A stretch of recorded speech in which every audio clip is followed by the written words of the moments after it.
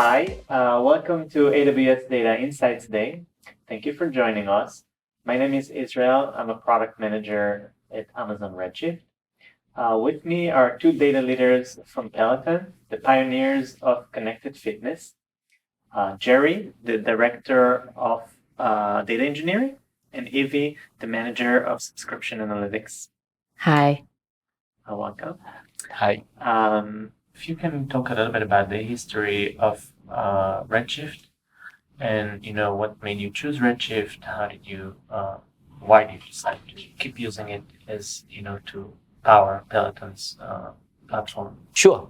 I didn't choose Redshift, and I inherited this from my previous generation of engineering team. So I joined Peloton 4 years ago. Redshift is already being used by Peloton. Over the years, there were multiple vendors approached to us to sell the product. We evaluated each of them, but we decided to stay with Redshift. The reason is that one, Redshift is capable, and then second, over the years, that many of the features taught by other vendors, Redshift catch them up quickly or even outperformed some of them. And then, of course, there is another greater aspect is the cost. Redshift is, I speak to other industrial co-works partners, and I come to the conclusion that it's the most cost effective product.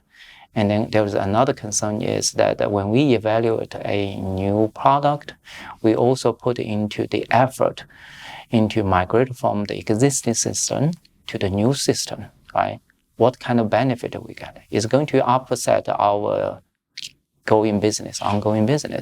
And then what's the benefit we get out of this process? So combine all of them that in the last 4 years, although we evaluate multiple products, we decided Redshift is the best product for Peloton. It makes me think a little bit about the transition of Peloton itself, and actually all of us, going from pandemic to post-pandemic, and how that shifts the way we do workouts. How does that tie into how you use Redshift and how you think about data in general? Well, the most significant thing about what you mentioned this period of time is we saw huge jump of our business, which means the amount of the data being generated by Peloton is significantly increased over the last few years. And this posed a great challenge for the data infrastructure. We have to keep it going. And we did hit some issues in early days, but with the new feature rolled by Redshift, among with the team, we did rounds of optimization and adopted the new technology. Yeah, we went over. Yeah. Can you speak a little bit to the type of data you're storing and analyzing, and the size of that data and how it grew? Mm-hmm. Well, we are mostly focused on transactional data, which mostly for the sales and financial data. And then also the nature of our business, we also have a huge amount of data we call the engagement data. I mean, put a layman's term, is the workout data, right? You have our members, that's our core business. He took a class and it will generate tons of data around that. Okay, and maybe I'll switch a little bit to you, Evie. Can you speak a little bit more to the type of data about, somebody's workout and how you use it to keep them engaged, motivated? Member. Yeah, for sure. I think, so back to Jerry's point, we have a lot of different types of data, right? There was a day where we used to be a bike company, and now we're a lot of other things. We have 4 connected fitness products. We have a digital app product. We have a content business. We have a music business. There is just a lot at our disposal. But going specifically back to like our engagement data, every single one of our workouts carries a lot of different attributes. It's not just the fact that they took the workout, it's also, what type of workout was it? Like, what's the output on the workout, right? So like, how fast were they going? What was the resistance? All those things to understand, like, how much is a person expending within the workout? And you can think about all of the different opportunities that can sort of open the doors to understanding, like, how does someone's engagement on a hardware device, or how does someone's engagement using our digital app product lead to higher subscription retention, right? What are the different types of classes or programs that really like keep a person sticking around, and how do we sort of use that information to inform us about any other newer initiatives that our team. Amazing. And using this data, you're able to impact both the motivation of members to stick around and do more workouts. And obviously that has an impact for the business as a whole. Definitely. Yeah. I think especially for, going back to the rental business, it's like incredibly important for us to, recognize that those are different types of people, right? There's a type of person who's like, hey, I'm going to pay some money to buy this piece of hardware, versus the person that's like, hey, actually, I'm interested in this, but I don't necessarily know if I want to buy the hardware outright. I want to try it out first. So there's sort of that like inherent, like, without the commitment type of behavior. So how do we sort of use the information that we already know about users and their engagement, that we can sort of leverage in the context of the rental business to keep people around and to make the unit economics make sense? Right. And moving to you, Jerry, because I know you're supporting all those analytics, which is very hard work. What are some of the challenges, and especially as you're transitioning, throughout time? I know there's also some seasonality when people are using connected devices. What are some of the challenges you've seen in supporting the analytics team? Well, as most of the data engineering, the biggest challenge is always come that the data is ever growing, and the analytics demand is ever growing. The number of the report or SQL queries eventually running on the Redshift is ever growing. Right. So back to your point, the biggest challenge for me is to how we, from the engineering team, to keep that afloat, or even better, to do more with less cost. And how have you used Redshift how did we in Amazon Redshift support you in getting through those high scale, high volume, high variety of data, to support your users, which is analytics? Sure, I would like to give you a timeline about this. So when we first started, you have limited data. So I think I already told you over the last 4 years, our data grown more than 20 plus times. And I can tell you that the majority of data we just for Peloton was generated in the last 3 years. And what's the scale of the data? We are talking about just from terabyte data all the way to near petabyte of data. So we literally generate billions of records each day ingest to Redshift. And the analytics like EV, they are running queries. And some of the queries constantly need to process trillions of rows a day. Mm-hmm. Now, back to my point, I would say, I promise to give you a timeline, is that when we will start, the first thing you're going to hit is, okay, it's growing, right? So immediately we want to scale up the infrastructure. So Redshift, among that time, with some legacy instance, then quickly release this concurrency scaling, which help us a lot to quickly temporarily scale up the, computing power. Then with the ever-growing data, we need more cheaper storage options. So the Redshift RA3 instance actually is a great feature for us, which literally uplift from, say, terabytes into hundreds of terabytes scale, or even go to the petabytes of scale.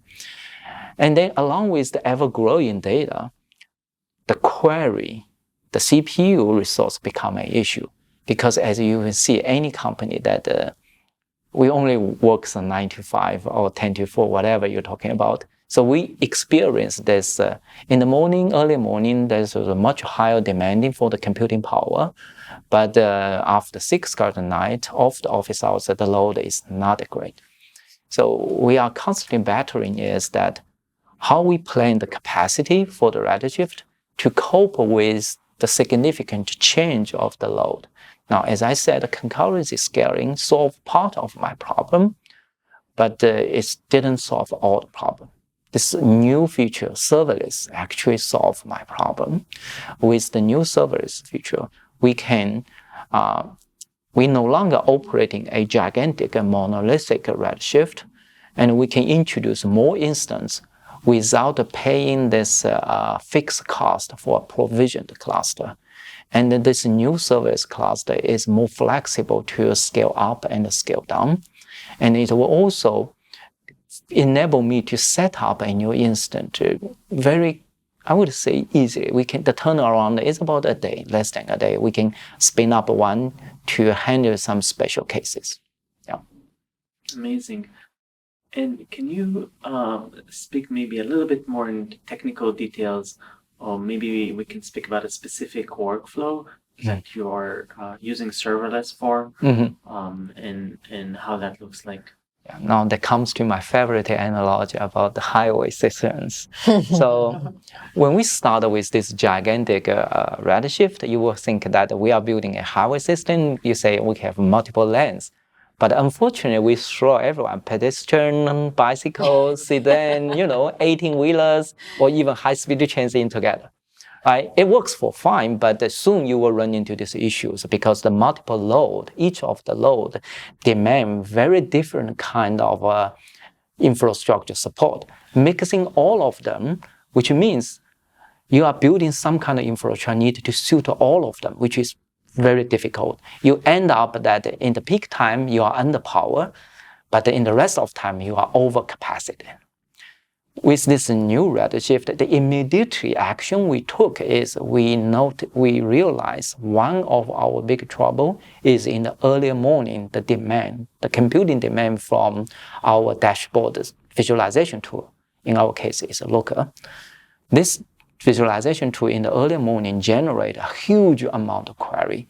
It only sustain about 3 hours. After that, it will quiet down significantly. Now, we isolate this load, shift it into a serverless. With this single change, actually, we solve this congestion in the morning. The performance both on the original cluster or on this new class serving for dashboard, we see a significant improvement of performance. In the meantime, we see significant decrease of the cost. And I know for ELT you're using dbt, right? Yes. Can you speak a little bit to how you're using dbt as a framework to integrate with Redshift and do your transformations? Yeah. So currently, almost all the transformations are done in dbt and running on Redshift. We clearly see the benefit. One is the learning curve is pretty flat because most of our users, they know SQL. So it's a very natural tool for them to familiar with. Second, the dbt provide some kind of great feature for like a lineage and then some kind of pre-post testing, those kind of features for the team to use. So yes, so right now we leverage dbt as our main ELT tool on Redshift. I think the only thing that I wanted to also contribute to that question is using sort of data share and dbt in conjunction with one another allows us as an enterprise level data team to provide like a standardized definition for certain business metrics, right? I think like there's a dbt blog out there that says like, if everyone knows a little bit of SQL and has the right access, it can kind of be dangerous. But if we are sort of like an enterprise level data team, which we are, we should have the ability to sort of standardize across the board. But now you have the question of like that highway system where everyone's trying to get access to the same standardized table. So how do you sort of get ahead of that? And I think that's where the data sharing component allows us to continue to give everyone the same answer, a consistent answer, while also not compromising on sort of query performance. Yeah, that's a great point. Actually, the data sharing combined with serverless. So with data sharing, it provides a so-called snapshot level of isolation.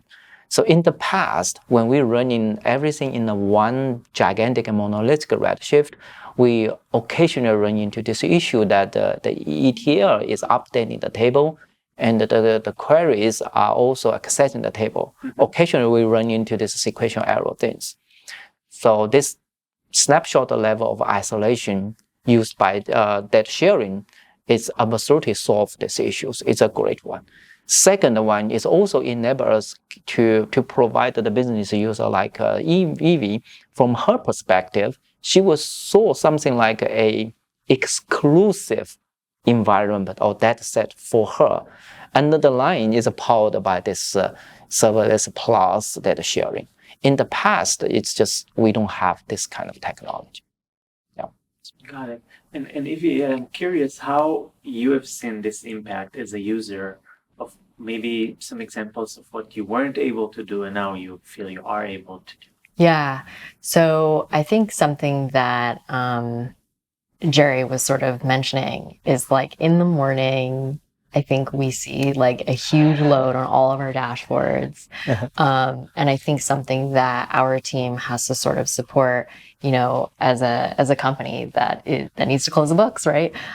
So that time of the month, which is, you know, early in the month, is usually one of those times where we'll get a bunch of pings from different people throughout the org being like, hey, I've been running this query for forever on Looker. And then I got this like little red error bar that says, or error message that says like, error running query. And then it's just like, yeah, like, let me look into that. And now that we have this new solution that Jerry's been talking about, it sort of allowed us to basically kind of like, reduce that type of messaging and also just generally save time for our team members, right? Save time for our business team members that essentially need to do things like close the books, which is a really important process for any company. So Evie brought up another one is, in general speaking, both Evie and I, we are some kind of support team. So my supporters come from engineering part, Evie's supporters come from business part. So when our stakeholder, our up-level managers and all the other business team, they cannot access the data or they experience poor performance of that, will immediately pose unnecessary load or pressure on our team because they are starting to ask more questions and we will get interrupted to answer those questions. Now with this new feature being introduced, we increase the performance, the response time are much better. So as a byproduct, then we spend less time, especially in a busy day, like in the earlier for the morning or in the beginning of a month or on a Monday, right? So usually those are crazy times. And then with this optimized solution with that sharing serverless can scale about capacity as needed, it's greatly reduce that kind of request from our business team. Well, and on your own teams, same thing, yeah. I want to kind of zoom out a little bit and go back to the members and people that actually are the ones doing the workouts. It makes me see a parallel between Peloton and Redshift, in which I can kind of imagine this, how you get, as a user, as a member, you get your own custom workout or something, you know, a workout that's tailored to you using your challenge, you know, like the example from the Power Zone classes. And I think a similar thing you're saying with Redshift is we want, from the user perspective, to be completely seamless as what's happening behind. At the same time, we want to provide an architecture that's tailored for each workload, for each use case. Right. Everyone's VIP. Everyone is a VIP. And then you brought up a very good point. This is one of the Peloton goal initially when we come up with this connected fitness. You can exercise at home, which also means if you want, or if your home allow you, you can customize to have like a exclusive gym. At one side, you customize, you don't have to share some of them with if you go to a public gym, right? So you can customize yourself without losing the feeling of that you are not exercising alone. You actually have a community. We exercise as a team. This is actually one of the initial value proposition from Peloton is that we are very highly customizable. You can feel you're being treated like a VIP. In the meantime, you also enjoy this community on like a society kind of things for fitness. And yes, you are absolutely right on that. Yeah, it's it. That the equivalent in data or data warehousing or data infrastructure is you're a VIP. Yeah. Everyone is a VIP. Yes. So ultimate goal for me, someone that work as a data engineer is we want to provide our end user kind of like a self-service. Whenever you want, you got it, right? But at the underlying, we needed to build this infrastructure to support that. Now, the difficulty here is you have to make a trade-off or keep a balance that the cost of the infrastructure support this luxury experience, the efficiency of it, and the amount of engineering effort you want to put in. So we need that you guys to provide us the right infrastructure so we can work on it to provide this optimal luxury experience for our business stakeholders. Well, thank you so much. Thank you. We're excited to support you and see how the future looks like for Peloton and for data in general. Thank you. Thank you. So much. All right.